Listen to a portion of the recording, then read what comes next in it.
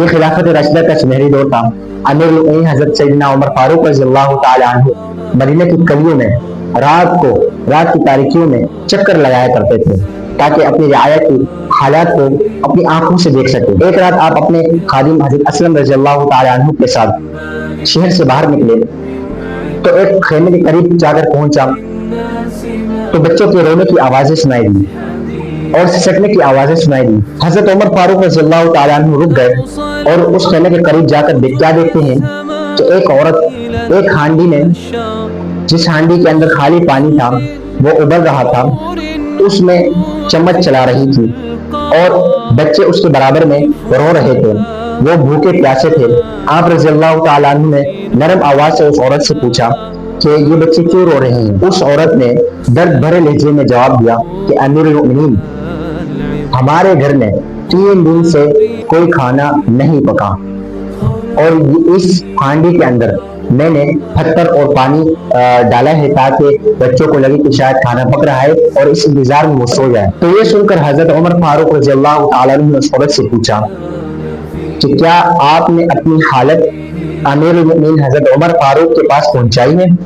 تو اس عورت نے غصے سے اور دکھ بھرے الفاظ سے کہا کہ امیر المؤمنین کو کیا خبر ہوگی، اگر اس کو ہماری خبر نہیں ہے تو اس کو خلافت کا بھی حق نہیں۔ یہ جملے حضرت عمر فاروق رضی اللہ تعالیٰ عنہ کے دل پر تیر کی طرح لگ گئے اور آپ رضی اللہ تعالیٰ عنہ فوراً بیت المال جا کر گھی، چینی، آٹا اور گوشت اٹھا کر اپنے کھنڈے پر اٹھایا اور اس عورت کی طرف چلے گئے۔ اسلم رضی اللہ تعالیٰ عنہ نے ارشاد فرمایا کہ امیر المؤمنین یہ بوجھ مجھے دے دے، میں اٹھا لیتا ہوں۔ اللہ تعالیٰ نے ارشاد فرمایا کہ قیامت کے دن تم میرا بوجھ اٹھاؤ گے کیا؟ پھر آپ خود سامان اٹھا کر ان کے پاس تشریف لے گئے اور خود کھانا تیار کیا اور خود اپنے ہاتھوں سے بچوں کو کھلا کر سلایا، تو تب جا کر حضرت عمر بن خطاب رضی اللہ تعالیٰ عنہ کے دل کو سکون ملا۔ کچھ دیر خاموش بیٹھنے کے بعد حضرت عمر رضی اللہ تعالیٰ عنہ نے اس عورت سے پوچھا کہ کیا اگر عمر رضی اللہ تعالیٰ عنہ تم سے معافی مانگے کیا تم اسے معاف کر دو گی؟